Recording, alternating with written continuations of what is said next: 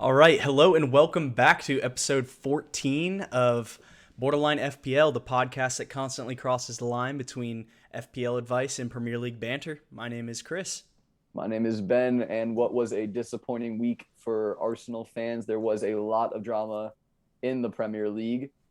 Chelsea stayed top. Liverpool closed the gap a little bit, or kept pace, I should say. And we finally have Man United's manager gone. Yes, we do. Yes, we do. OLE Finally. is no longer at the wheel, Ben. He No. crashed the bus for the 100th time, and they finally revoked his license for whatever reason. It took Yeah. him that long. Yeah. I saw it. It reminded me of when Emery got sacked for Arsenal, and Yeah. Arsenal fans were thanking Eintracht Frankfurt for beating us in the Europa League. So it was final. I saw United fans on Twitter being like, "Cheers to Watford! It was a necessary loss, and we appreciate you guys." Yeah, that's So crazy. they're Well, they're did you see thrilled. Watford the club tweet making fun of Cristiano Ronaldo? Yeah, because he tweeted out something like "focused, mentally prepared," and then when they won, they tweeted out like "we were focused and mentally prepared," just copying his tweet Yeah, they basically. literally verbatim copied Beat his Ronaldo's toast. tweet and and sent it out after they won. Yeah. What did they say? Wait, hold on, I'm pulling it up. It was Funny so enough, I funny. saw I saw West Ham's women's team did the same when they beat Spurs. The Spurs women's manager said something about like we have to press at the right times, capitalize on our opportunities, and we'll come and that's the keys to the game. And West Ham women beat them, and they tweeted out like we pressed at the right times and capitalize on our opportunities, and the That's three points are awesome. and the 3 points are coming back with us. So it's becoming more common, but yeah, I love that, honestly. Watford admin I fully think it was taking the something like, piss. that's what it was. It was we need to roll up our sleeves and Oh get to yeah. work. And And they tweeted out like we rolled up our sleeves and got to work, three yeah. points coming home. Yeah. That's So top banter right there. You it gotta really love is. that. It You really really is. But truly have to love that. it was just another abysmal performance by Ole, but we'll get into that Yeah, later. The for team sure. looked Let's go ahead and pull up the table as always, Ben. yeah. And we get to look at Chelsea still top. They're now on 29 points, still 3 points ahead of City, Hmm. 4 points ahead of Liverpool. West Ham took an L to Wolves this week, but Yeah, stayed Wolves. still Big stayed on fourth Wolves. because obviously we did not capitalize on anything at all whatsoever. Hmm. Um, Spurs First finally win got for their Conte. first Premier League win under Conte. That was an interesting one. I do want to talk about that a bit in depth, obviously, because I know a lot of people in FBO were piling in on Kane and Son, and they both blanked. Yeah, Um, true. so, yeah, a lot to talk about. Obviously, we saw, New bottom. New bottom team. yeah, yeah, New bottom and team. The richest club in the land sits 20th. it's crazy, isn't it? It's They crazy. concede goals for fun this year, I didn't man. realize they still have zero wins. Yeah, they're the only team I think in Europe's top five leagues without a win this year. I That's might be mistaken on insane. that, but they're one of like they don't have a win. They can't stop conceding goals. They let in three this past weekend. Yeah. They did draw, but you score 3 goals in a Premier League game, you expect to win, right? So getting 1 point out of it's disappointing. For Um, sure. I mean, I think this year, and obviously it's still early, but I think the we've said this multiple times, the top and the bottom is going to be so fun to watch this year. Leeds has been probably the most disappointing team in my opinion of the Prem season. You keep This is saying that, but they have so many injuries. It's I know, but unreal. like you got to expect something at some point, right? I mean, they're not. I mean, obviously they're not having a good season, right? But they've No, been without Bamford, who's their star boy, other than Rafinha. Rafinha has been he absolutely was out this past week. backpacking. Yeah, he's been backpacking this team to results the last 3 weeks in a row, and he was out this week. So what Yeah, did they do? They lost, and I yeah, mean, it wasn't tough even. draw against Spurs. It was two. They lost 2-1. It wasn't Yeah, even like they didn't get drummed or anything. So no, they haven't been getting drummed. It's just the overall of the season for them. And Brighton up next to have a terrific defense, and they're slowly falling back into mid-table mhm. as they're was that they're tied on points with Manchester United, which is hilarious, honestly. Crystal Palace draw against Burnley, They're but so impressed. That they've been game was they're so awesome to fun to watch. watch. They're so fun. That team is so fun to watch. That team is just so fun to watch. If you're new to the Premier League and you want to watch a game, go watch Crystal Palace play, man. Would you have said that any year in the last decade under? No, but Patrick Vieira is doing a job there. It's a new manager. It's a new palace, and they look like a fun team to watch. I love it. They are a fun team to watch. I've been watching them all year because I've had Gallagher in my team for half the season. Yeah. But yeah, it was an interesting game week. We saw Dean Smith get his first win for Norwich, their second win of the season, and we also saw his, his takeover manager, Steven Gerrard, win for the first game in what was that? They had 5 losses in a row, right? Villa? Yeah. So he got them their first win and a 2-0 victory this weekend. So a lot to talk about. Obviously, probably the main topics we'll touch on this week is, Manchester United's situation managerially. We'll touch on everything that our thoughts moving into game week, what will be game week 13 for FPL. Mm-hmm. And we'll talk on some, differential picks that we like upcoming, because I would love to do that. And we'll get into it. But yeah, Arsenal, 3 points behind fourth. We're definitely in the Europe. It's not bad. Hunt. It's not bad. If you had told an Arsenal fan you're 3 points off the top 4 at this point in the season, they would have ripped your arm off. Yeah, for sure. It was. We'll get into it, but it was a test game. It's arguably the hardest place to play in European football. Mm-hmm. And we rolled out the youngest side in the league, and at the end of the day, they weren't up for it in the second half. They got outclassed. It was men against boys, but. Yeah, let's talk to it. Let's go ahead and I'll just hop into the results, Ben. Here we go. So starting with Chelsea 3 at Leicester, at the King Power, and Leicester 0. Yeah, Leicester, another team that's just been really disappointing, which is kind of weird that Man United have been heavily linked to Brendan Rodgers as well as one of their managerial takeovers. Surely they don't appoint Brendan Rodgers. Right? We'll save the Man United manager talk because I've heard a lot of different names, and I'll dive into that later. Mm-hmm. But Chelsea defensively has to be one of the best teams in Europe at this point. They don't concede goals. They barely concede chances. Mendy has been a just gem of a find that they got from Ligoon, the goalkeeper. Mm-hmm. Rudiger with the goal, but everyone is huge on Chilwell and James. Both picked up an assist. Chilwell should have scored, quite honestly. Mm-hmm. Reece James in today's Champions League win over Juventus did score. So those are definitely the most attacking threats in their defense. They're really good. I don't know. They're really good options. Yeah, really good options. Dude, we've been talking about Chelsea defense all year. And specifically ever since James and Chilwell have come into the spotlight, we've been talking about them nonstop. But genuinely, they are it's just insane how good of an FPL assets they are right now. And I say that as the idiot that doesn't have either of them in their team. Same. And also Rudiger. I sold Rudiger this week. So that, I just can't get anything right at the moment. My thought process was, it's at Leicester. I know they've been kind of Mickey Mouse this season. I do think Leicester will nick 1. And then my thought process was, if I only have Rudiger, right? If I don't have Reece James or Chilwell, I'm basically losing out every time Chelsea keep a clean sheet because it's likely that Reece James and Chilwell will get an assist or even a goal. Probably bag. Yeah. So in terms of effective ownership for FPL, I'm not gaining anything just having Rudiger. So my thought was, let me just gamble on City defense, who also kept a clean sheet, and we'll get into my team later on. But that was my thought process, and then maybe eventually turn one of my City defenders into either Reece James or Ben Chilwell.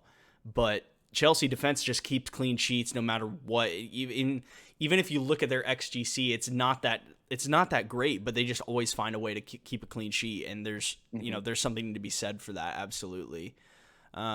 Rudiger with the goal, James with an incredible job.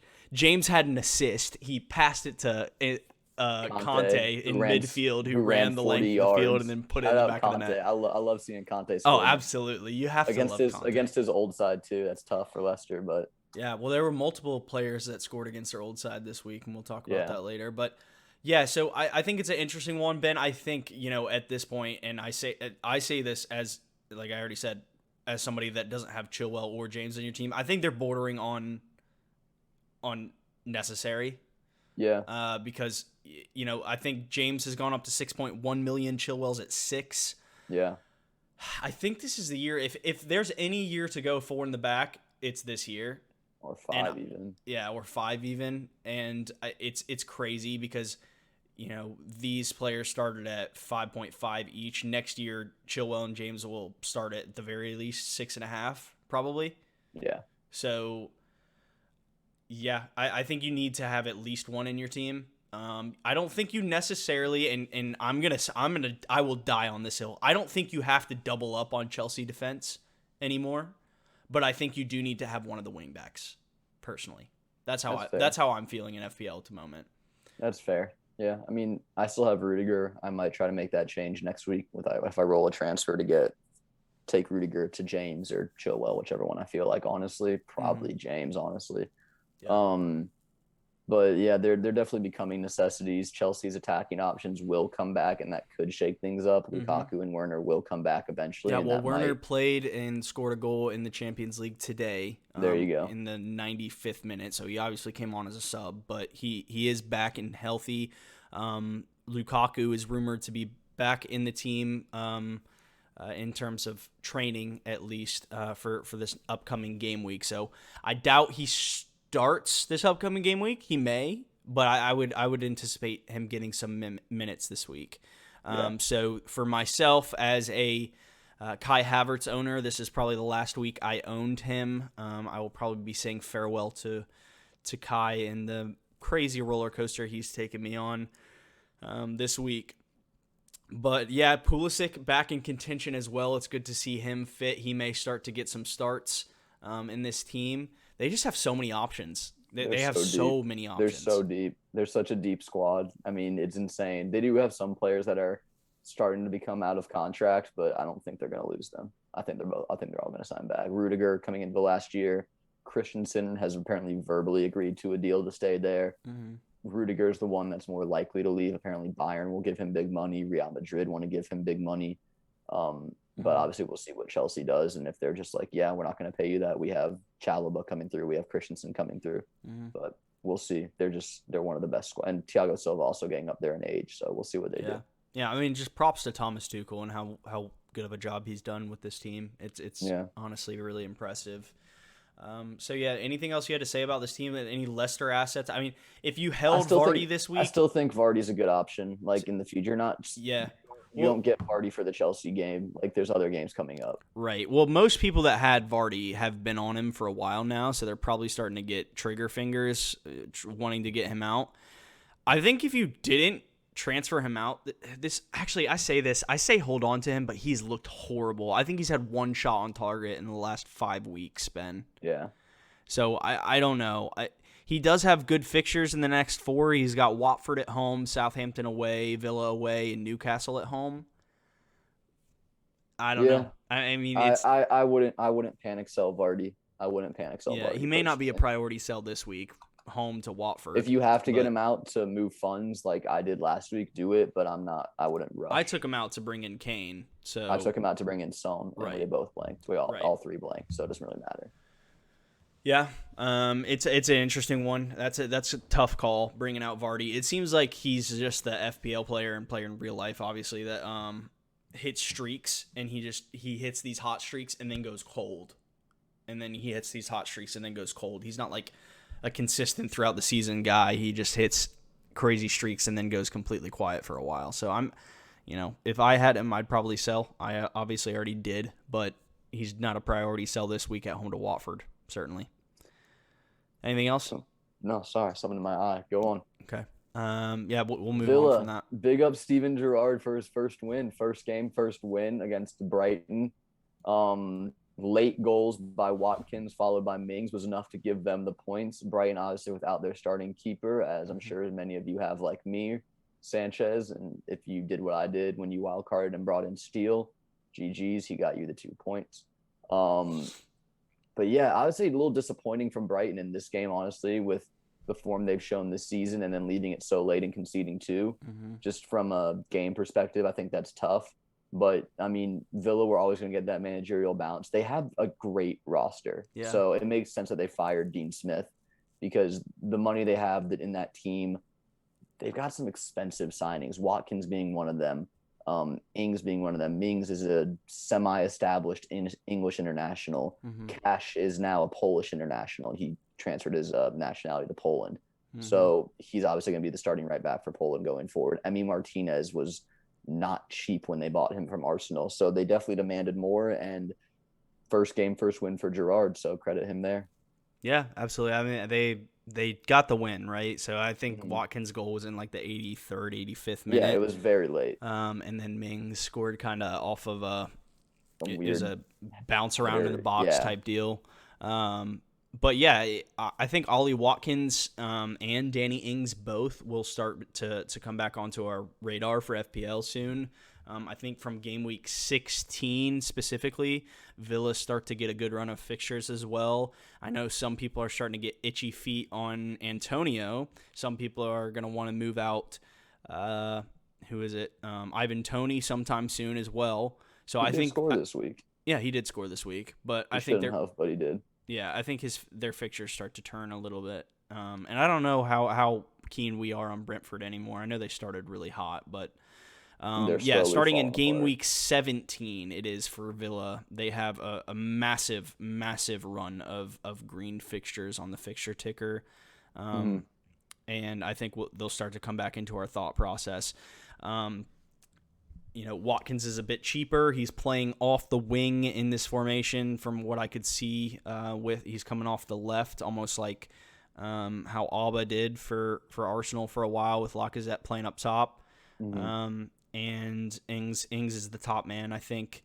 So, yeah, it'll be interesting to see who people go for in that run between Ings and Watkins. I think it's a tough call between them both. I think they'll both probably score fairly well. But Villa keeping the clean sheet in Gerrard's first game, it's a good win for them. They needed that for sure. Yeah, no, credit where it's due to Villa. Big win, big start for Gerrard. Not much to say on Brighton. If you are a Sanchez owner, I think he comes back this week, Ben. Does he have a flag anymore? No, he doesn't. He should come back this week. Yeah, so he's back in this week. You're chilling.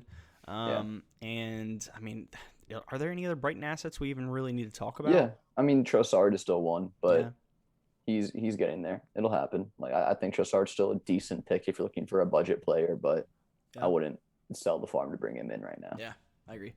All right, let's move on to this banger of a game, Ben. Burnley 3, Crystal Palace 3. I was going to say this is the game of the weekend, but honestly, I think it was Newcastle. But what a game this was. A couple headed goals for Burnley, as they do, and then Cornet with just good night, man. What a screamer. He's just fun to watch, man. Nah, dude, he's so not Burnley, and I love it. Like, I love it. We say it every week. He's got way too much drip to play for Burnley. We say it every week. Benteke with a brace, he honestly could have had 3 or 4.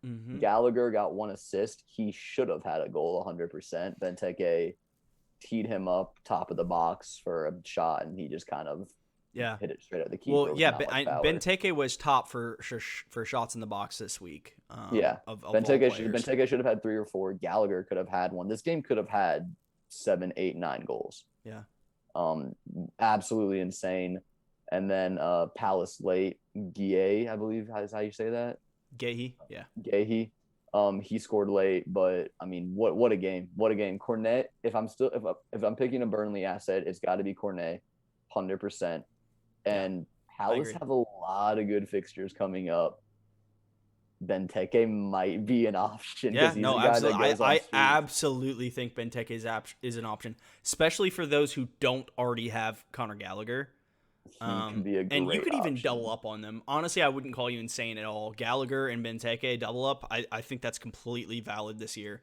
Crystal Palace have been so attacking, and it's so obvious if you watch them how the manager wants them to play, because he's just it's Gallagher is pushing the ball forward, and the runs that Gallagher makes, he's almost playing alongside Benteke in a two-striker formation sometimes. It's like Zaha is almost being used as like a decoy for this team sometimes. He's taking players out wide so that Gallagher can make these runs in the box, play off a 1-2 on Benteke, and then one of them get a shot off. That's how it seems like they're playing consistently, and they look fun. They're so fun to watch for sure. And Benteke's what, 6.3 million? He's dropped in price twice. 6.3 right now. So he's a fun option. I'm considering it honestly for a couple weeks from now. Yeah, absolutely. Well, it's interesting, right? Because Benteke has been getting the minutes over their new signing. Yeah, Edward. Over Edward, who they thought was going to take over, and now it's a front three of Zaha, Benteke, and Gallagher, kind of. well, actually, did Edward play? I don't even know. I'm not sure if I don't think he started. Did he not? I don't believe so. I'm gonna check that real quick, just because I'm curious. But yeah, I mean, and with Elise coming in, Michael Elise, who's been playing off the right, I think that's who played off the right this week, if I remember. They're also going to get one of your favorite players from last year back eventually. Yeah, Eberiche Eze Eze. is back. He was on the bench for this game. Yeah, that's what I'm saying. Eventually, like he wasn't. Edward came on for 3 minutes at the end of the game, so he did not start. So he didn't start. Barely played. But Eze will come back into this team, and that will be interesting. Will he play off the right? Will that push Gallagher to a deeper role? Will he be playing the attacking mid because he was brilliant in that role last year? I don't think they can move Gallagher out of the position. I think you could play both of them, and then Gallagher might just sit back. You could push Gallagher out wide to the right. We'll see what Vieira does, but he's going to have a good problem on his hands. Yeah, absolutely. I think personally, I think Elise and Eze will compete for that right wing area. Yeah. I could see it. Just as they typically played more central, but we'll see what happens. Yeah. It'll be interesting to watch. Yeah, but no, I agree with you in terms of Burnley. Cornet is the guy to get. I wish I would have got him. He was on my radar. I was thinking about bringing him in, and he scored this week. So, absolutely kudos to anybody who brought him in. That's a great job by you. I think you'll enjoy having him for the next couple of weeks. Burnley continue to have good fixtures. And yeah, that's all I had to say. I think I'm still, if I'm Crystal Palace, the two that I'm considering are Benteke and Gallagher. Yep, I'm probably staying away from Zaha, even though he is on penalties. It just seems like I said, from what I see when I watch this Palace team. Oh, sorry, I just bumped my monitor. You're good. It's almost like Zaha's being used as a decoy. Yeah. So great game to watch though. Yeah. Yeah. Moving on to another great game to watch. 3-3. It started with a Newcastle goal off a corner. Lascelles, very simple header, really, really poor marking by Brentford. Mm-hmm. And then, I think it was like 90 seconds maybe in between the goals. Tony gets a shot off. Yep. Quite simply, awfully done by Darlow. Yeah. He should have saved it. Like, credit Tony owners. Congrats, you get your goal, but that should have never been a goal. Yeah. And then it was St. Maximin scored. Is Joel? Yeah, he scored. Yeah, he scored the third goal. Yeah, Joelinton scored second. St. Max had a shot from the top of the box. Oh no, Brentford scored again. Actually, it was Henry with the header back post. Not as much on Darlow on that one, but then Joelinton gets a goal. Good for him. Good to see him back amongst the goals. Newcastle shelled out a ridiculous amount of money for him. Not as much as they paid for Almiron, who doesn't even start for them. I know, just tough transfer business. And then St. Max, he was the man of the match, 100%. He gets the FPL assist on Joelinton's goal because his shot was blocked and fell to him. Scored one of his own. Great finish on the half volley. Mm-hmm. Yeah, he's someone that I brought in. And then, the own goal for Lascelles as well, which was really tough. Onyeka shot it. He was just trying to block it. Ended up trickling into his net. So unlucky there. But yeah, it was a fun game to watch. I think it was interesting to see how I mean, we know Eddie Howe. This was his first managerial game. He had COVID, so he was not actually on the pitch, but we have to assume he obviously made the lineup. He was in the ear. The big takeaway from this that I saw is I was expecting him to come in here and try and make maybe some defensive changes to an extent. But what he actually did is play a midfield two of Joe Willock and John Joe Shelby, which is very attacking. And it kind of caught me off guard. I was like, okay, I guess he's just really going for this. It's a home game. I don't know if that'll continue further on. But it did make for them to be – they were a bit more fluid in the midfield, and they were able to get the ball up to Joelinton and St. Max a bit more. So I'll be interested to see if he sticks with that. I would expect him to go more defensive away to Arsenal next week. Yeah, most likely. But Willock's going to start against us, right? Of course he will. No, I'm really happy to see him back at the Emirates. I'm sure he'll get a lovely reception. Yeah, for sure. I think we've been talking about Callum Wilson a lot. He was unlucky to score this week. He probably should have. He should have. He should have scored the first goal of the game. He had a great chance, and he just flashed it wide. If you already brought him in, I would keep. The one thing I will say about Callum Wilson to note, Callum Wilson is on not 4 red cards, Yellows. four yellow cards at the moment. If he gets a another fifth, one, he will have to sit out a game. Before what is it? Game week 18, I think. Yeah. So that's one to watch because he actually is on my radar. I'm considering bringing him in, but almost the fact that he could get a yellow this week at Arsenal and then be unavailable for next week to who do they play? Norwich, Burnley. Yeah, I think they play it's one of Norwich or Burnley. It's a favorable fixture after Arsenal. So yeah, St. Max may if you're going. I don't think anybody would be going for them this week away to Arsenal, but if you were, that's nerve-wracking to say the least. I think if he makes it through this game without getting a yellow, I would still be tempted to go for him for the two of Burnley and Norwich. But also, very obviously, St. Max is a great other option. He gets to shoot when he wants. So yeah, I mean, just watching the way he just drives forward on the pitch and carries this team, dodging like 3 or 4 tackles on the way. It's like you remember that. You remember that goal Son scored against Burnley like 2 years ago? The Puskas winner, Yeah, it's him every day. He just ran through like 5 players. I swear to God, St. Max does That's that just how St. Max game. plays. That's literally just how he plays. He's St. Max is Adama Traore who can actually score goals without the muscle, but yeah. Anyways, Brentford assets. Tony's still good, and Mbeumo hit the post again as he always does. Dude, the man's hit the post 8 times this year. It's unreal. It's almost unreal. I'm starting to fall out of love with Mbeumo and my Brentford assets. I know they have some decent fixtures coming up, but it kind of starts to turn. To be honest, I think they have like 2 more good games. 2 more, but it's they've got Everton at home next week, who have been looking horrible, and then they have Spurs away, Leeds away, Watford at home. So other than the Spurs, 3 out of the next 4 aren't bad. But I don't know. I'm slowly falling out of love with Mbeumo. I still think him and Tony are the only real options on this team if you're looking for an FPL asset. Yeah, I mean, you could make a case for Sergi Canos. Yeah, maybe, but I don't know. I think there's better defensive options. And Rico Henry in defense. Yeah, I still just think there's better options. Brentford concede too many goals. Yeah, no, I agree with you. You can find a safer clean sheet option. I agree. If I was going to ask you if you were moving forward, would you go St. Max or Wilson? But you already have St. Max. I have St. Max, so that's my answer. I still think personally I would lean a bit more towards Wilson because he'll be on penalties, and I think for the most part he'll still be the main focal point of the attack, especially as Eddie Howe continues to get back in, kind of work how he wants this team to work. But I think the 4 yellow cards thing is put me off just a bit because I would hate to bring him in for Norwich and then him get a yellow card in that game and be out for Burnley the following week. So it's iffy. But let's go ahead and move on. Norwich getting their second win of the season. Ben 2-1 at home. Big up. Che Adams with the early goal, Pookie with a header, and then a late, I believe it was a corner, and Hanley scores. Big up Norwich, not an expected result. Southampton have been playing really good defense as of late, and 2 goals against them is very impressive. So credit Norwich, credit Dean Smith leaving Villa, joining Norwich, and taking them up to 19th in the table. Yeah, it's a big win for them. They needed that, and obviously they're not bottom of the table anymore. No. So yeah, like I said earlier, I think the race against relegation will be super interesting this year. I can't wait to see what Newcastle does in January. Yeah, dude, it's gonna be crazy. They're gonna sign Lingard. They're gonna sign Aaron Ramsey.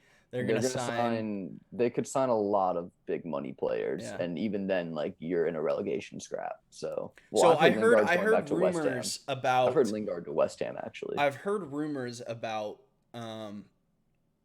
other Premier League clubs are kind of like collaborating into a ABN, basically anyone but Newcastle type deal in January, where they're wanting to refuse to sell to Newcastle in a fight against this new ownership. I don't blame them. I don't think that will stand. I think what that really translates to is if, let's say West Ham put a bid in for Lingard for $8 million, Yeah. Okay. And Newcastle dropped one for 15. Yeah, Newcastle are going to have to pay at least double that if they're going to Yeah. agree to it, you know? Yeah. And I don't blame them because you don't want Newcastle to get that mindset they can just buy the league's best players off of other teams. I know that they aren't going to be going and buying Cristiano Ronaldo from United. They're not going to go do that. But if they start winning and they're in the Champions League and we're 5, 6 years down the road, they don't want them to become the Bayern Munich where it's like, oh, we're great. Let's go get this team's best player who's like right below us. So I get that. I still think they're in a huge. I mean, they're obviously by the table. I think that they're going to be scrapping for relegation, like come the end of the year. Honestly, I do as well. Unless they sign like specifically, I think they're more in trouble in defense. They need to sign. Some defenders. They need defenders. They need a better goalkeeper. They need help. Their defense is shambolic. Their outside backs are terrible. Their center backs are average. Their goalkeeper, specifically this week, looked terrible. But enough of Newcastle. Norwich with a huge win. Dean Smith with a big win. I think Shea Adams is a sneaky option if you're looking for a budget striker at Southampton. He's a consistent starter. He's always in and around the goals. Adam Armstrong got the assist on this one, and he hasn't not returned since I sold him, Ben. Yeah, I know that. Trust me. Oh my god! And then everyone's favorite Livermento. I started him this week expecting a clean sheet. Unlucky. For Newcastle, if it's not Pookie, I wouldn't touch it unless you're just looking for bench fodder. Like you mean Norwich, but yes, Norwich. Oh yeah. Yeah. I mean, I actually. Unless you're looking for bench fodder like Williams or Aarons or somebody. Jokes aside, I think Pookie's a decent option. I really do. I think he's okay. I don't know. Most people probably won't want to go near him, but they still have a good run of fixtures going on. If you have him, he's a definite hold. I wouldn't be selling. Yeah, I'm just not huge on it. I'm just not big on their team. No, that's fair. That's fair for sure. But if they do score, it's Pookie, right? We did say the one thing I wanted to say on them is I've been saying all season that Norwich need to get Todd Cantwell back in this team. They get him back in this team, and they go and win. He's such a player, man. He's a good player. I don't know why he wasn't playing under who was it? Farka. I don't get it. I don't know why he wasn't. I think he came back with an injury and then he just didn't play for some reason, which is weird that he wouldn't want to change the team up when they never won. Dean Smith came in, put him right back in the team. So I don't blame him. That's the right thing to do. Cantwell's a top player, man. If Norwich get relegated, I fully believe he would get a move to a bigger club. Yeah, I could see it for sure. Anyways, let's move on. Okay. Here's the game. Oh my god, man. Oh my god. This included a missed penalty by Sarr as well, by the way. So could have been 5-1. Didn't he technically miss it twice? Yeah, he got it saved twice. He shouldn't have taken it on the retake. The guy was shaking. Like he was so nervous. He should have given it to someone else. He has a good pen saver. Oh, tell that to Villarreal. Hey, but I mean this is comedy, right? We've been talking about De Gea is not a good pen saver. He's saved like 2 pens in like the past however long he's been at Man United. He's really not a good pen saver. Really? I always thought he was for some reason. His track record for penalties is genuinely I guess awful. I just think he is because he's so massive. He's a good keeper, yeah, but no. This was ugly. Like even beyond the score line, and I know Van de Beek scored weird, beautiful center goal who he never plays finally comes in at halftime and scores in his last game. But this was, I mean, I don't want to knock them but it's Watford, right? It's Watford, Man United. Yeah. And if you just say that, you think, okay, Man United should boss the game, bag the goals, keep the clean sheet, and all the rest. Watford dominated this game beyond the scoreline. Like even when it was 0-0, 1-0 before it was 2-0, it was Watford all day long. Attack after attack. Man United couldn't generate anything. This is before the Maguire red card, by the way. Maguire got sent off in this game for those that didn't know, but I believe the score was already like 2-1 or something at that point, maybe 3-1. Yeah. Well, that was comedy because especially on Twitter, after he scored for England against Andorra, he like did a knee slide like ear celebration, and everybody on Twitter was sending that tweet after he got sent off. He's just been so bad for United this year. Most expensive defender ever, by the way. He has been terrible for them, genuinely horrible. Yeah, I've heard that Chelsea are trying to appeal his red card so he can play against them next week. That was a good one. I like that. Thank you. Man. Yeah. Thank you. No, but yeah, I think there's a lot to talk about here. Obviously, we know Ole got fired after this. That was inevitable. There's That was no it. way There's you no can coming. go. There's You can no. go There's to no Watford coming and back. lose. There's no coming back from a 4-1 loss to Watford, No. man. You're Manchester United. You have different standards than everybody else. You should.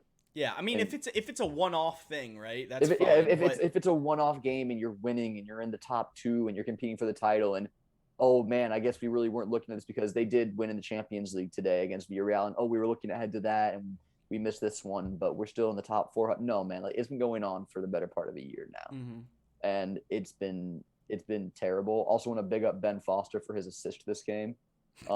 Cycling GK, baby. That's big my up boy. Ben Foster. I love Ben He Foster. assisted King, or no, it was Dennis. He assisted Dennis, I believe, on the last goal. Yeah, well, let's talk about Dennis and King, Ben. Let's talk they're about interesting them. choices. Because they're very interesting choices. Both super, super cheap. Like, they're probably the cheapest starting strikers in the game at the moment. Dennis is down to 5.3. Josh King is 5.6. And their fixture run moving forward, well, they've got a crappy next three. So don't touch them for the next three. They've got Leicester away, Chelsea, and City. Let's do the deep dive into them in a couple weeks then when they have better fixtures. We'll save that for then. We can. But let's I talk about the Manchester United manager. That's I was going to get to the Manchester United manager thing right now. Okay, I mean, go for it. If you want, because as everyone knows, they have Michael Carrick as their caretaker at the moment. Yep. There's a lot of rumors that they want someone to come in and be. It's almost like Carrick's like the caretaker for the caretaker, because what they want to do is like get Carrick out, bring in a caretaker, and then sign some big manager this summer, is what I've heard. Those names include Pochettino. Those names include Ten Hag. Those names include Brendan Rodgers. And those are the main three. Oh, and Zinedine Zidane. But he has allegedly rejected them already. So he also doesn't speak English from what I've heard. Yeah, but they would bring a translator if they could get Zidane in, I promise you. What I've heard is that apparently Pochettino would be willing to leave PSG immediately and Zidane would go take over at PSG. That'd be interesting. That would be very interesting. I've heard that Poch's family still lives in London and they love London, which isn't that far from Manchester. Obviously, it's a lot closer than Paris is. Yeah. So there's a lot that could go down. Carrick with a win in Carrick actually got as many clean sheets today as Ole had in the Champions League all year. There we go. They kept the 2-0 clean sheet. And you know who scored for them today, actually? Who, Ronaldo? Oh, no, Jadon Sancho. Yes. I saw. Well, yes, too. Yes, Ronaldo as well. Yeah. But that's expected. But no, Bencho gets his first goal of the season. Credit him. Like, congrats, you finally got one. That's 90 million at work. Hey, it was a great goal. It was a great goal, but I'm not saying he's going to come into form. This team is Ronaldo or bust, basically, going forward. At the moment, yeah. I still think in the next 2 weeks, we'll start to talk about maybe a Man United double up in attack. I don't know who that's going to be. It could be Rashford. It's going to be Ronaldo and someone. It could be Rashford. It could be Sancho. Van de Beek Bruno. did start in the Champions League. That was going to say Bruno got benched. Carrick picked the team, and Bruno got benched for Van de Beek. Well, to be fair, Bruno has been really poor for Bruno United. hasn't had a shot on target in his last 5 Premier League games, and that includes his penalty attempt against I think he's allergic to Ronaldo. No, they're literally the same nation and stuff. So yeah, I know, but he doesn't perform that well for Portugal either. I just think no, for Portugal, Bruno's awful. That's what I'm saying. I think he just doesn't like playing in this team with Ronaldo. I don't know if it's just like he feels like he's suffocated and he's no longer the center of the spotlight. Because before Ronaldo came, the talk of the town for United was all about Bruno. It was all Bruno. Like we put our mind back to game week 1. This man scored a hat trick. Yeah. Yeah. So like he's a good player. But ever since Ronaldo has arrived, he's just been poor. Yeah. I feel like that's the Ronaldo effect when we talked about it. And I don't think that Ronaldo's made this team worse because I think that without Ronaldo, they would be lower in the table. They would be out of the Champions League. Lord knows where Ole would be and how quickly he would have been gone before this. But it's an interesting case. It's an interesting case because Van de Beek starting in the Champions League could very well mean that Carrick is going to give him a run of games in the league. It's been widely reported that if he doesn't get playing time, he's dipping in January, which I don't blame him. He's served his time, and you paid 35 odd million for him, Right. just to sit on the bench. His man was a Ballon d'Or candidate the year before you bought him. Mm-hmm. So it could just be Carrick trying to keep him happy and keep him at the club in case the next caretaker does want him, which, by the way, Pochettino does love Van de Beek. He said that when his Spurs beat Ajax. He said that Van de Beek was a player that he truly, really enjoys, just the way he plays and who he is. Mm-hmm. So if it is Pochettino, that could be some change. But no one knows really what it means for Bruno at this point. Is he going to come back in on the weekend? Obviously, huge game against Chelsea this weekend, but you're not resting someone in a Champions League must-win game today. Yeah. Well, yeah, that's interesting to say the least. I think it'd be crazy if Poch came to United. We'd probably be looking at the best managerial roster in the Premier League in the modern era, if you think about it. I Tuchel, like Poch. Yeah. Tuchel, Guardiola, it'd be Poch, then Conte, Antonio Conte, Arteta. Arteta. Okay, Arteta. Everybody on that list so far except Conte. And then Klopp. But, so I think it's crazy. It's a fun time to be a Premier League Bielsa. fan. Bielsa. Yeah. I'm putting Bielsa on there. I know his team sucks right now, but he's one of the top managers in the league. I'll die on. Oh, and I'm putting my boy Potter on there. I think he's class. Well, if we put Potter on there, we got to put the Arsenal legend on there. Vieira? Yeah, 100%. Dude, he's done wonders this year. 100% we're putting Vieira on there. Yeah. I mean, United are... It's such a conundrum. From an FPL thing, I said last week I'm staying away from United, and I was verified in this game. I still might take a little gap on United right now. Okay, they're playing Chelsea, so I'm not rushing to bring any United players in right now. No, not this week. Post certainly. that, I would still like to see how Carrick is lining up the team this weekend. Is Bruno going to be on the bench? Is Van de Beek going to be playing? Is Ronaldo? Is Sancho? Is Rashford? Is Greenwood anywhere near this team? Yeah. I still would take a break and wait to see how it happens, specifically against Chelsea. I'm not rushing to bring anyone in. Yeah. In terms of Man United attack, that's where you can find value. In terms of their defense, stay so far away. I agree. Nothing. Regardless, unless United somehow come out and keep like 5 clean sheets in a row, we're not going to talk about their defense because they've been abysmal all season. There's nothing there. They are missing Varane. He should be back somewhat soon, and he is a big help. Mm-hmm. But nah, man. Luke Shaw's looking like a one. Maguire will be out for them next week. Luke Shaw was out with a concussion tonight in the Champions League. Telles did start. Okay. I don't expect Shaw to be back for Chelsea, but also the way he's been playing, I wouldn't be shocked if Telles gets a run of games. They spent 20-something million on him, and that's a lot of money for a backup. Yeah, I think Ronaldo will absolutely be on our radar in 2 weeks from now. Yeah. 3 weeks from now, they play Norwich at home. Yeah, I think. So yeah, we'll come back to them. Obviously, we'll touch on them every week, but I do want to see how Carrick, if he's going to be, the manager at least through the Christmas period, who he's playing consistently, how he's setting it up, attack wise, because if we're considering a United double up, it will most likely be an attack. Well, not most likely. If you double up on United in defense, you're a moron. I'll say that right now. So yeah, I think it's one that we just need to look at. But Ronaldo will obviously still be the main man. Yeah. All right, we can move on. Let's do it. Wolves 1, West Ham 0. What a win, Wolves, with a huge win up to 6 in the table. Yep. Bruno Lage doing bits, Jimenez with another goal. It was a terrific finish. Disappointing from a West Ham point of view, the form they've been on, and then you lose to Wolves, who it's a game that you look back at and you're like, 3 points missed.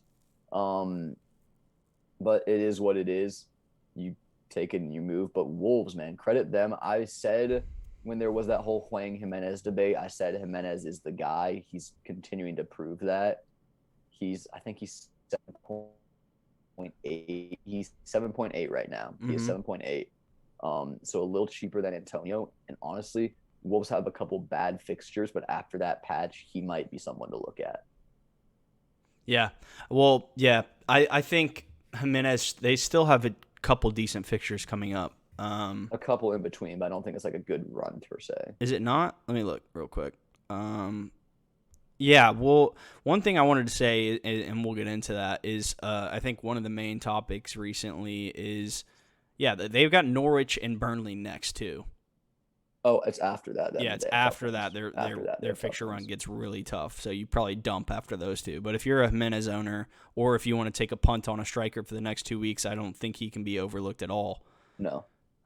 He's great value right now. Yeah, West Ham, the talking point in the FPL community obviously is, are you holding Antonio or are you dumping? And I think that's a valid question that we need to start talking about at this point. Obviously, he's blanked for the last 3 game weeks in a row, including this one. He is 8.2 million in FPL. He is still, I think, the highest scoring striker in FPL right now. Check me on that. He may be down to second or something. I don't know who might have overtaken him, but he's still on 63 points on the season. Anybody higher than that? No. Second is Vardy at 62, who hasn't scored for like 4 weeks. Yeah, so the 2 highest scoring players or forwards in FPL are taking a couple weeks off here. Yeah, absolutely. I think he's an interesting case because you could go to Jimenez and then go back to Antonio potentially. You could. If you go get Jimenez the thing now, about that, though, Jimenez now, roll for a week, and then fix something else with Antonio coming back in. The thing about that, though, is when did you buy Antonio? Yeah, that comes into play too. I've had him since game week 1. I bought him for 7.5 million. Yeah. He is now up to 8.2. If I sell him today, I'd get 7.8 for him? Yeah. I get 7.8, and then I'd have to buy him back for 8.2. So it's almost like, is selling him for those 3 weeks and losing that value worth it when he can score against anybody, even though he's been a little off form? I'm just not so sure about it. If you are looking at replacing him, who would be your top 3 picks for a striker in FPL to replace him with? Jimenez for sure. I'm tempted to do the Antonio to Jimenez this week and then roll a transfer and bring him back in or bring Bowen in or something later. Jimenez, I really like Benteke, honestly. A third striker option. I'm trying to think around the same price range. Well, you've named 2 that I've thought of. My last one is Callum Wilson, and obviously you have St. Maximin. I have St. Max, so I would say St. Max, but a Newcastle boy after I wouldn't bring him in right now, but after the Arsenal game. Yeah, because Antonio's next 3 fixtures, Ben, are rough, to say the least. They are, Chelsea? Who do they have this upcoming week? It's not Chelsea. Chelsea play United. Sorry. City this week. Yeah, of course. Then Brighton, then Chelsea is their next 3. Brighton has a very good defense as well. Right. So I don't know. I think Antonio is capable of scoring against anybody, to be honest. Yeah, he is. He really is. But he's been off the last couple of weeks. I think I'm hoping he comes back into form. If you were going to sell, you would need to sell this week, though. Yeah. Because it's not worth selling him for 2 home games, regardless of if they're playing Brighton and Chelsea. I think he can still score. It doesn't matter. Those are 2 really... I mean, they could, but Chelsea, you have a better chance against Brighton than Chelsea, obviously. But yeah. I really like Jimenez. Come game week 16, you're going to want West Ham assets again, though. They go into a really, for sure. Really whether good that be Bowen, whether that be Antonio, whether that be Zuma, you're going to want somebody. Yeah. Okay, let's move on, Ben. We got to talk about it now. Yeah, I mean, it is what it is. It really is. Like 2 goals late, Jota, Minamino. The Jota goal was given to him by Nuno Tavares. It's disappointing, but no Big Six team has gone to Anfield and won since 2016, so it's not shocking.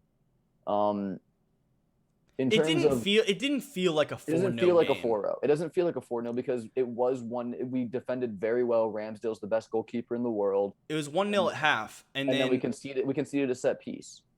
Right, and then we go Tavares into the half at 1-0.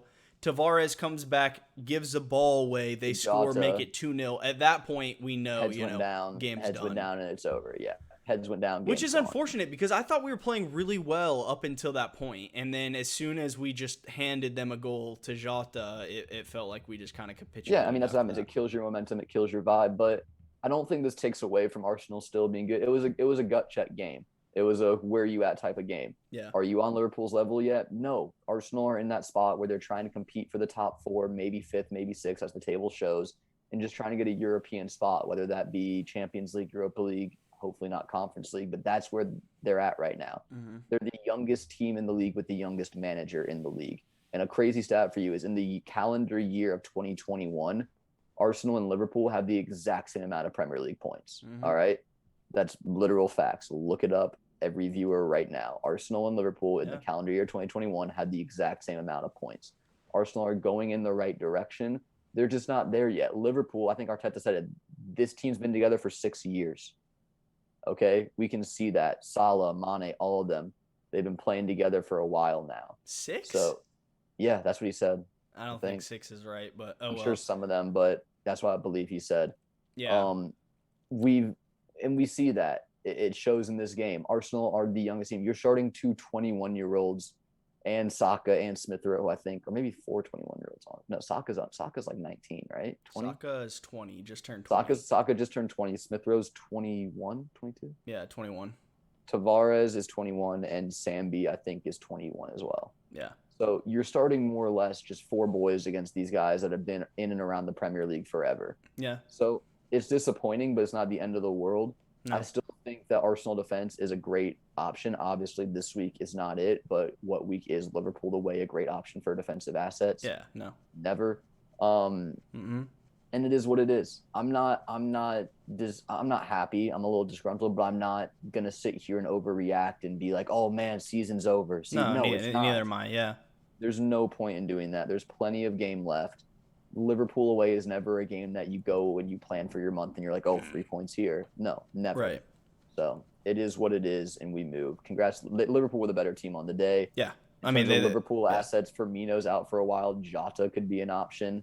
I think we need to monitor Firmino's injury because I think 2 weeks ago, the report was that he's out till like mid-December, which would obviously make Jota a fantastic option in FPL. But the quote from Klopp last week was that Firmino's not quite back in training yet, which maybe we're just like, as a FPL community, we're just like overanalyzing that. But it seems weird to even mention his name when he's out for like a month. Right.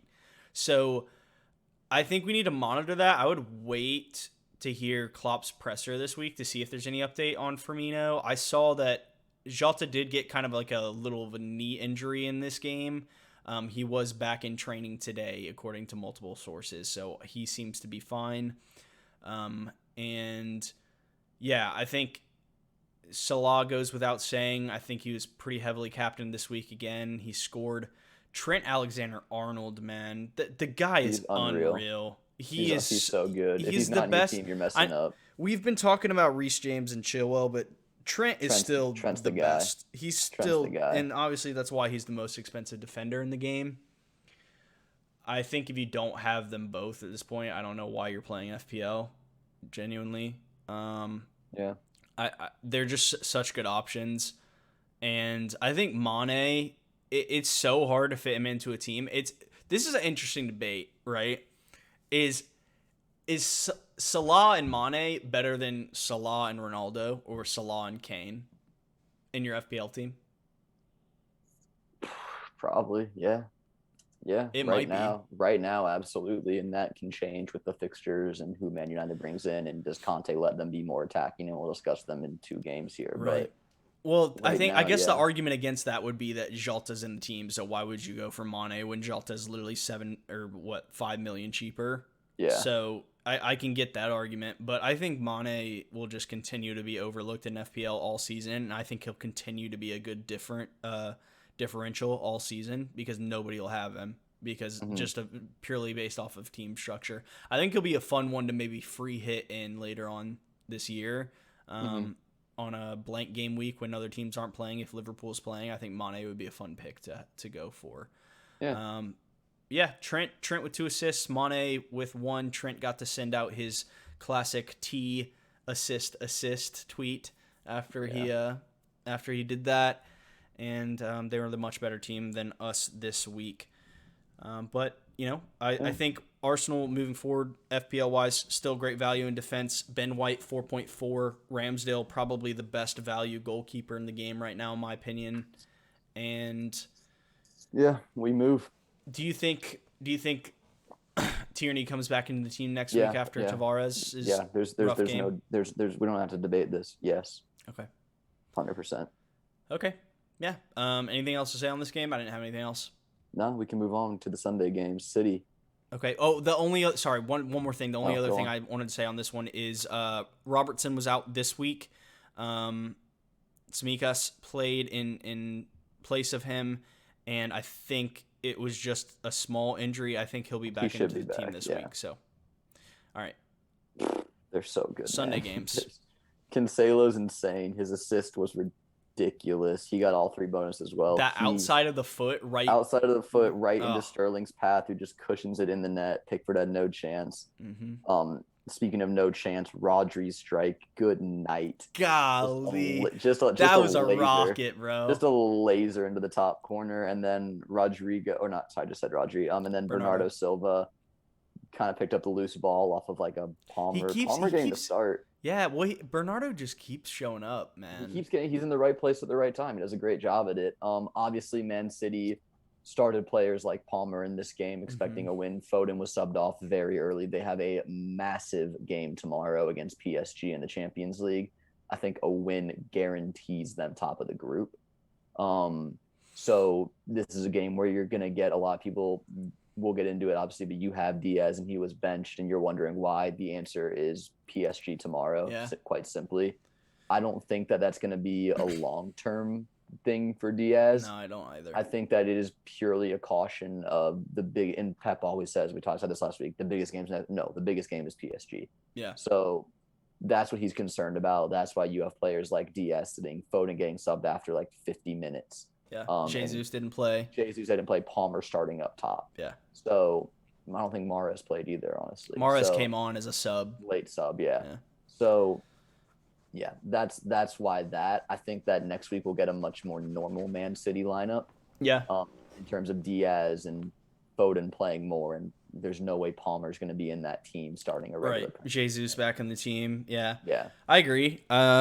City just played them off the park. Everton had no chance whatsoever. No chance at all. It was like a training match for them. It feels like half the games they play. Weeks. Yeah, back-to-back weeks. They just pass the ball around, and eventually they score when they feel like it, and then they just pass the ball around some more, and then the ref blows the whistle. Yeah. What are your thoughts on Grealish? You think he's kind of just... I think he's becoming a Champions League player for them. Okay. I think he's becoming a So you think he'll start against PSG? Yeah. I think it'll be Grealish, Jesus, and Mahrez. Maybe Foden in behind them. De Bruyne as well. De Bruyne didn't start this week for City as well. Yeah, I think that's obviously for the Champions League. I think it'll be Cancelo, they rested Walker, a lot of players. Ederson, Diaz, and Laporte most likely. I know he played this game too. Okay. I think that it'll be potentially Gundogan, De Bruyne, and Rodri, and then either Foden or Grealish off the left, Jesus up front with Mahrez on the right. I think that'll change a lot in the Premier League the next week, but I think that they're so focused with this PSG game as they should be. Yeah, that makes sense. Everton, absolutely nothing to talk about whatsoever. They've been shambles lately. Well, they're getting injury riddled. They're like Leeds 2.0. They've lost DCL. They've lost Decore. This week, they lost Damari Gray. Like they just are. They're running out of players. Yeah, they're running out of options. They're literally running out of players. It's tough, but you hate to see it. Obviously, DCL, fantastic striker on his day and can really change this whole team, but they've just been shambles for a minute. I don't know how they drew Spurs 0-0, but they have no offense whatsoever. Yeah. Well, it's because Spurs had no offense whatsoever. That's why. True. Well, Spurs had options at least, though, is what I'm saying. Like Spurs at least had players that could go forward. Everton are literally no. But yeah. You still holding on to Foden? Yeah, I still think Foden's a great pick. I think that he was taken off because of the Champions League. Again, I'm not banking on that being like a regular thing. If it does become a regular thing, I'll transfer him out. I've already made a ridiculous amount of profit on him. So I think he's like, 8.2 right now? Yeah, I bought him at like 7.9, so I'm happy. 8.2 or 8.3 even, maybe. Yeah, it might be 8-3. So Yeah, yeah, I'm that's chilling. fair. I'm I chilling on think that. I think Cancelo is bordering on necessary at this point as well. Hmm. He's the second highest scoring defender in the game behind Trent, like just right behind Trent, I think. Let me actually look it up. Um, but yeah, he's just unreal, and he's playing literally every game. Every He's game. insane. He's tied It's on not point. even He's tied on points with Trent. it's not even his natural position he's playing to. He's playing left back. It's honestly unreal. Well, that's crazy, right? Because Trent and Cancelo are tied on 79 points, FPL points on the season. Hmm. James is on 75, and he's only played 5 games. Yeah, and he got a red card. That is insane. And he got a red card. Reece So that James takes away a lot. has to be the go-to for Chelsea if you don't have one. Yeah, I we'll see. We'll see. But yeah, it's definitely leaning that way, isn't it? Yeah, I mean it's hard to deny it at this point, to be honest. I don't know. I think Chilwell still gets in great positions. I think he has the most shots in the box out of any other defender this year. Chilwell. Hmm. Yeah. City looked good. City looked dominant. Not much else to say. Great. All right. If you're we a can move Diaz on. owner like me, we're not panicking. Don't Obviously, panic. it's just very PSG. very annoying. It's PSG week. It's annoying, Yeah. but it's PSG week. You have to understand the circumstances. It's not going to be a normal thing. Okay. Spurs Conte's get their first win. first win. It wasn't pretty. I think they actually went down 1-0. They were down 1-0 with Dan James with a goal. And then Holzberg scored, and then Reguilon. It was a dire free kick that hit the post and came back, and Reggie smashed it in from like 2 yards. Yeah. If you did what most of us did, I brought in Son, Chris brought in Kane. You're a little disappointed, but I'm still I'm holding. They have ridiculous fixtures coming. I mean, if you brought them in, you got to hold at this point. You can't just panic them out. 1 week. They have Something 3 good will really come. great games moving forward as well. If you watched the game, Kane actually did look a little bit back to himself. Obviously, he didn't score, but he was getting in the box consistently, and he had a decent few amount of shots. So that's what if you're a Kane owner, that's what you want to see out of him. Just getting in good positions and taking shots when the ball's at his feet. I think both. I said I think I tweeted this out. I think Son and Kane both are good options moving forward. I think they'll score similarly, and it just which one you go for is kind of based on your team structure and how you want to do that for FPL. Because I think they're both good options. Lucas Mora may actually be a cheeky differential. He's like 6.4 million. If he's going to start regularly under Conte, we could see him arise as a FPL asset. The big main talking points are Reguilon getting on the score sheet. There was a lot of talk about the wingbacks for Spurs under this Conte regime. Because obviously we saw under Chelsea, he's well known for Marcus Alonso, and I think he played Moses and Pedro shifted in between the two at right wing back. They get on the score sheet. They get forward. They're important to the creative aspects of this team and will continue to do so. So, obviously, we've already talked about how it's difficult to fit in a Reguilon or an Emerson Royale when there's so many other options from Chelsea, Liverpool, City, what have you. But I'm not diving in on the Reguilon hype. This is his first goal ever for Spurs, and it came off of a rebound from a free kick. Yeah, no, I agree. I'm not diving in on the hype. I want to watch more. I want to see can they keep a clean sheet. Obviously, it's a battered Leeds team who managed to score against them. I like Spurs attack more than Spurs defense at the moment, but I'm not diving in yet. I still want to see more from them. I think their defense will eventually come really good, but specifically with the fixtures they have coming up, they should be great. But we'll see. That's fair.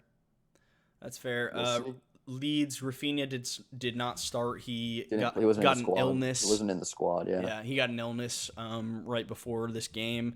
Monitor that throughout the week. I would assume unless it's COVID related, which it's not because they would have had to say so if it was. I think he'll be back for this week unless he just has a really bad illness for whatever reason. So Leeds still have 2 good fixtures moving forward, 2 to 3 decent ones, and then it starts to get rough for them. So Rafinha owners, I think it's a hold for now, unless we get word from Bielsa that he's going to be out this week. And yeah, anything else to say? No, we can move on to how we did this week. Okay, I will bring up my team. I had a super average week, to be honest, kind of disappointing. The highlights of my average week being the fact that Diaz did not start, missing out on a clean sheet there. And then obviously, like I said, I sold Rudiger this week, which hurts. But the reason I sold him, I feel somewhat validated in the fact that I was going to have him on my bench. So this week I would have set up the exact same way I did. It's not how it came out, but I set up in a 3-4-3 with Trent, Cancelo, and Diaz. And then I played Rafinha in midfield, and I had my 3 strikers up top. So Rudiger would have been on my bench. Obviously, he would have gotten in this week because Diaz didn't play, and neither did Rafinha, but that's just hindsight. So that was, I already took you guys kind of through my thought process there. I was like, I only have one Chelsea defender. My only Chelsea defender is Rudiger, and if Reece James and Chilwell keep doing well every time they keep a clean sheet, I'm just going to be losing rank. So I might as well just completely get rid. Obviously, that hurt this week because Rudiger got on the score sheet, but that's not going to happen all the time. So I'm hoping my City defenders can toughen up. I may have to. I just moved out of a 4 in the back formation, and I'm already thinking maybe I made a mistake. I may need to go back to a 4 in the back formation, considering how well wingbacks have done. I may, bring Havertz down in price to somebody and then upgrade one of my defenders, probably Ben Johnson, back up to a Reece James or someone of the sort like that, and roll with that. My game week was basically Cancelo, 12-pointer, TAA, 15-pointer with 2 assists and a clean sheet. Salah, captain, 16-pointer. Havertz did absolutely nothing for me. Tony finally got his goal. Antonio and Kane blank. Johnson and Livramento came off the bench for Diaz and Rafinha. Didn't get me anything this week, unfortunately. I still think if Johnson keeps his place in this West Ham team, he's fantastic FPL value, a 4.0 defender, wingback, starting for West Ham, considering how good they've been this year. I think that's good value. I don't know. At any point in time, Kufal could take the reins back from him. Back at any point. So I'm not going to advocate for bringing him in at the moment. He's definitely just bench fodder for me at the moment. But if he does keep his place, I'd be happy with it. And I will take you through how my team is set up for this week. This is what we're looking at the moment. It doesn't look great, I'll be honest, for this week specifically. I've got Ramsdale net against Newcastle. I've got the City double up against West Ham at home. West Ham's a tough fixture. Do I think City can keep a clean sheet against them at home? Yeah, absolutely. Yeah. So I will be starting both my City defenders, which obviously is annoying because I'll also be starting Antonio. So I guess I'm somewhat mitigating my risks there because if they score, I'm hoping it's Antonio. If they don't score, I'll be happy with the 2 clean sheets and an Antonio blank. So I won't be moving Antonio out. My likely transfer this week is getting Kai Havertz out. For who, I'm not sure yet. I feel like an idiot for not bringing in Cornet last week, but he's on my radar as a replacement. My top replacements for Havertz probably are Diego Jota, probably number 1. If we get news, that Firmino's still out for a while, Jota will likely be in my team this week. And the other ones I'm thinking about are Maxwell Cornet, and who else am I thinking of? Let's see the replacements here. We take out Kai Havertz. Let me move this over a bit. Midfielders. I mean, ESR, definitely an option. Arsenal still have, it's kind really of a mixed bag, but decent fixtures moving forward. I'm not that interested in Bernardo. Bowen is 100% on my radar, but not for the next 3. So if I bring him in, it's probably in 3 weeks from now. So that doesn't leave me with a whole lot of options in midfield. The likely replacement is Jota, to be honest. Yeah. So that's kind of how I'm looking for this week. I only have one transfer. It will most likely be Havertz to Jota and just move. I may just end up rolling. If we get word that Lukaku's out this week again, I don't really want to keep Havertz at home to United. I know United haven't been great, but new manager bounce and whatnot. I say they'll have to show up for this game. They could easily get battered. Don't have to show up for that game. So yeah, who knows? But those are my thoughts at the moment. And like I said, I'll probably be trying to shift funds eventually to get back to a 4 in the back formation. I just don't know when that will be. But that's me, Ben. All right, I'll pull mine up. My game week was also fairly average, 61 points. Rudiger with a big 14, Trent with a big 15, Livramento letting me down. I did not captain Salah because I refused to captain someone against Arsenal. I captained Son instead, and he let me down. And Mbeumo hit the post. Foden, obviously disappointing. Aubameyang, didn't expect much, but it's okay. I'm glad he tried. My transfer of the week was St. Maximin. I brought him and Son in. He balled out. My guy. I love that. In terms of his fixtures, obviously it's at Arsenal next week, but then these two right here, very excited for that. And then Antonio is a bit of a problem in terms of this week. I haven't changed it yet, but what I plan to do is swap Livramento and bring in Tierney. Let me honestly save that. So that's what I'm planning to do right now is this. Okay. Probably going to leave it like that. I have one transfer. Oh, actually, whoops. Let me bring in Sanchez too. There you go. I have one transfer. What I'm considering doing is Antonio to Jimenez if I do anything. Okay. I'm thinking about bringing in Antonio to Jimenez and then rolling for a week, potentially bringing Antonio back, maybe taking a -4 and maybe finally taking Alba out of the team to be able to afford someone like Reece James. Maybe it'll be Foden or Mbeumo also that gets out during that -4 period, but we'll see. But if it's anything this week, it's going to be Antonio to Jimenez as he has a couple really tough fixtures coming up, and then probably bring him back in around here. Fair enough.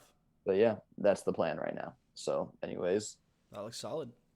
Yeah. So I'm pulling up the questions right now. I'm not texting, by the way. Okay, no, you're fine. I mean, I look at my phone a good bit to check prices throughout the pod. No worries. I think, those are decent moves, to be honest. When did you buy Antonio? Do you remember what price you bought him at? 8.0. Oh, yeah, I think that's completely valid then. Yeah, I didn't get him for some ridiculous value, so. I literally have had him since game week 1, so it's so a it tough makes more sense sell for you. to me. Yeah. It's emotional. You don't want to get rid of that guy. He's been there forever. I mean, he's still the top scoring striker in the game. No, so. I mean, that's just until Alba bags 8 this week. Oh, 8. Okay. Yeah, that's my early prediction. 8 goals. Yeah. Just from Aubameyang. Yeah. Okay. He has 6 goals and 3 assists against Newcastle in his career, so why can't he get just one less only in goals this week? Okay. All right. I don't get hard to argue with that logic, I guess. There's a lot of logic there. The only reason he wouldn't get 8 goals is if Lacazette scores 5 of them, which is also possible. That's fair. He's the GOAT. Anyways, do you want me to do the questions from... Yeah, pull them up. All right, so we have 2 questions. First one is from Jake, a regular contributor to the show and actually top of our mini league. Jake is cooking this year. Coincidence? I think not. Yeah, you hear that, folks? The more you ask us questions, the better you do on your FPL mini league. So... Yeah. Jake says, Chilwell, what do we do? What a question, Jake. What a question. I don't even know what that even means, Ben. I'll put it this way. Would you rather bring in Chilwell or James? It's really question. No. It's actually really hard, to be honest. Yeah. Because Chilwell could have scored a brace this weekend. Yeah. And James like I said, got the 3 bonus. Chilwell has the most shots in the box out of any other defender. So some of the positions you see him pop up in the middle of the game, you think he's playing striker. It's insane. So Chilwell's still 6.0. Reece James has gone up to 6.1. If that 0.1 matters to you, that may make a difference. I think they're both fantastic options. Honestly, I think the answer is both. If I'm being completely honest, I said earlier on, I don't think you have to have a Chelsea double up, but if you do, it should just be both. It should be them. It should be them. They're solidified starters, locked in, and Yeah, well, I mean, dude, we've joked about I agree. in our mini league, my wife Brighton has been popping off recently, Yeah, and she's the been reason cooking. for that is she's had the best defense in FPL for the last like 4 weeks, and she has TAA, Cancelo, Chilwell, and James, which is just Jesus. unreal at this Jesus. point. Jesus. So yeah, I think both is a valid option. To answer your question, Jake, Chilwell, what do we do? Buy him. Get him, Yeah. keep him, care for him. Yeah. I don't know. Cherish And then him. How the do you other lose a question is woman? You forget to cherish her. Yeah, I watched Sweet Life 2 growing up, boss. This one's from Eric. He says, "What's your favorite part about playing Fantasy Premier League?" You take that first, Ben. Well, personally, look, I want to win, but my favorite thing is having Arsenal players that do well. So like this week, yeah, Salah's at home to Southampton. Am I tempted to captain Aubameyang at home to Newcastle and just have a field day? Absolutely, I am. Like, yeah, I totally am. You play FPL with way too much loyalty. Yeah, I play with emotion. I play with heart. I refuse to captain Salah against us because I didn't want him to succeed. He knows that. I don't want to give him that mojo going into the game. Yeah. So for me, it's the banter and continuing to stick with my gut and like keeping or like I have a Aubameyang. Like I could easily get good value from a different striker, but I don't want a different striker. That's fair. I want a Aubameyang. So for me, it's keeping the Arsenal boys in the team, giving them chances, and when they prove themselves to me, it makes me happy because not many people have the people I have because they're not as biased as I am. So that's probably my favorite thing. That's fair. I like that. I mean, it's fun, right? It makes it basically just amplifies FPL for you to an extent because well, you probably don't care about FPL as much as I do, just because I've been playing it for longer and I'm competitive about everything. That's true. But the reason I tend to not have Arsenal players in my team, Ben, is because when they do bad, and if we lose and they also affect my FPL team doing bad, it just makes my whole weekend annoying. That's okay. I'm just annoyed. That's okay though. They tried. You got to respect that. See, this is why you have Aubameyang in your team and I don't have Aubameyang in my team. But yeah, to answer your question, Eric, for me, what's my favorite part about Fantasy Premier League? I think it's multiple things. Obviously, we're diehard Arsenal fans. I've enjoyed watching the league the last 3 years. It makes me more interested in watching all the games throughout the Saturday and Sunday. You can turn on a Burnley Crystal Palace. Yeah, and like, oh shit, would I have ever watched Burnley Crystal Palace if I didn't play fantasy? No. But do I enjoy it now because I own Gallagher and Cornet's a beast? And it's just all those things, like getting interest out of the game because of specific players in FPL, and then also just because I think it's a great game like setup, because to an extent it gives you a blemish of hope. We're almost done. No, actually, I think I said glimmer of hope. Yeah, that's it. It. Glimmer's the word you're looking for. I'm just dyslexic. I just fuse words sometimes. We're so close to being done. Anyways. Yeah, I have a hope that I have somewhat of control over my team, whereas if I play NFL fantasy football, I feel like my whole season is just predicated under one draft and then a couple waiver wire picks. So I love the sense of getting to change your team throughout the season. Ben, you and I play FIFA Ultimate Team. You like changing your team all the time. I change my team so often, it's fun. It's fun. It's more fun to use different players. Right. That's the video game, obviously. Yeah, and I think the same thing kind of applies to FPL in a lot of circumstances. So that's what I have the most fun in. The last question we had was also from Jake, but he sent it a while ago. I kind of answered it on our Twitter. His question was just, who's a good swap for Antonio, same price or less? We actually already did that. We did that whole thing. So just rewind, or you probably already listened to it. But yeah, we won't do that again for you guys. Yep. But anyways, having said that, Ben, we can move on to player pick of the week. Yes. You had a fantastic week. Good pick, my friend. Thank you. You brought him not only into your player pick, but you brought him into your actual FPL team. Your boy Alan St. Maximin. Gucci headband, Gucci guap. Let's go. Yeah, he had a 10-pointer. I picked his co-partner, Callum Wilson, who had a 1-pointer after getting a yellow card. So very disappointed in that, Ben.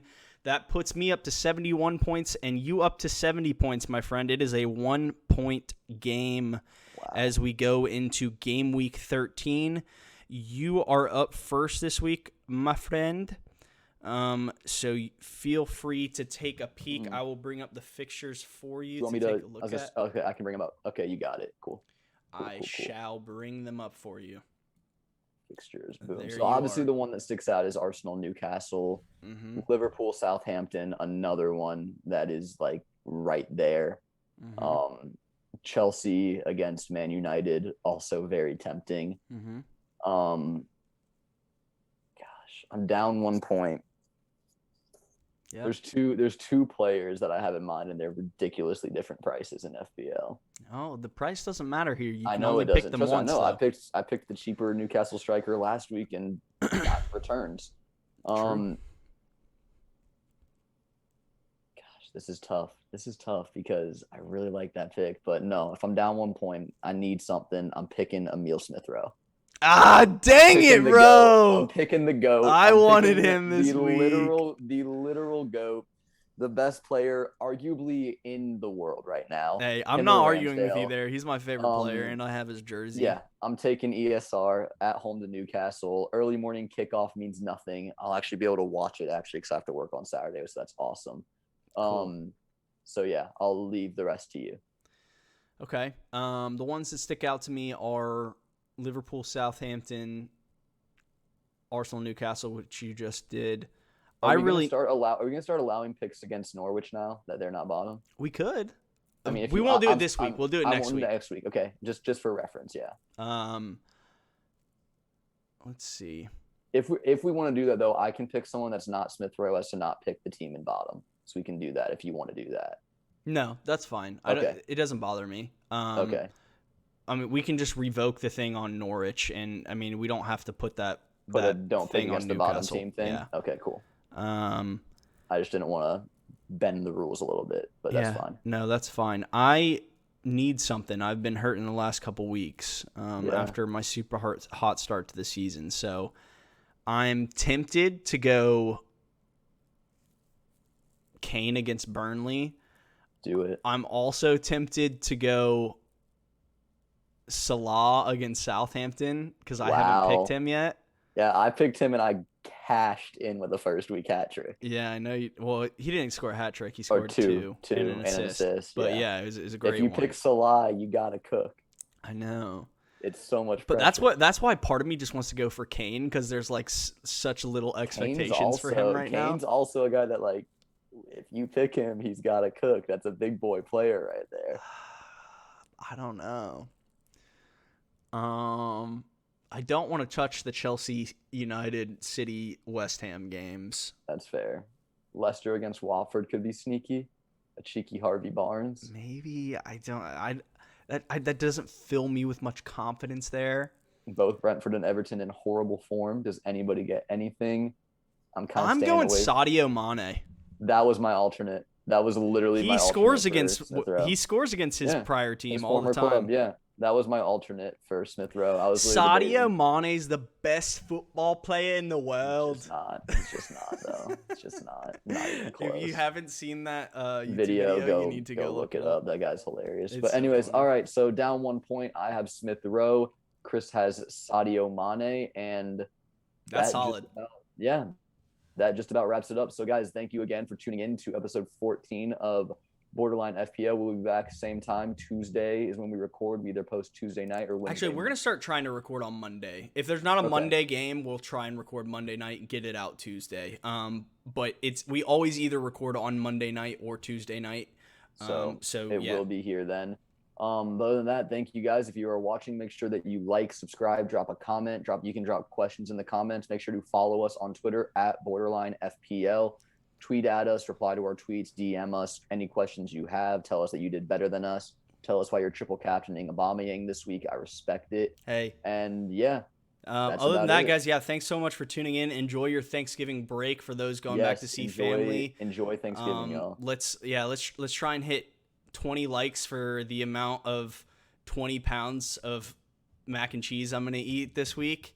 Or 8 likes for how many goals Aubameyang scoring against Newcastle. That's facts. That's facts. We go. Either one, guys. Thanks so much for tuning in. We'll see you guys next week. Peace.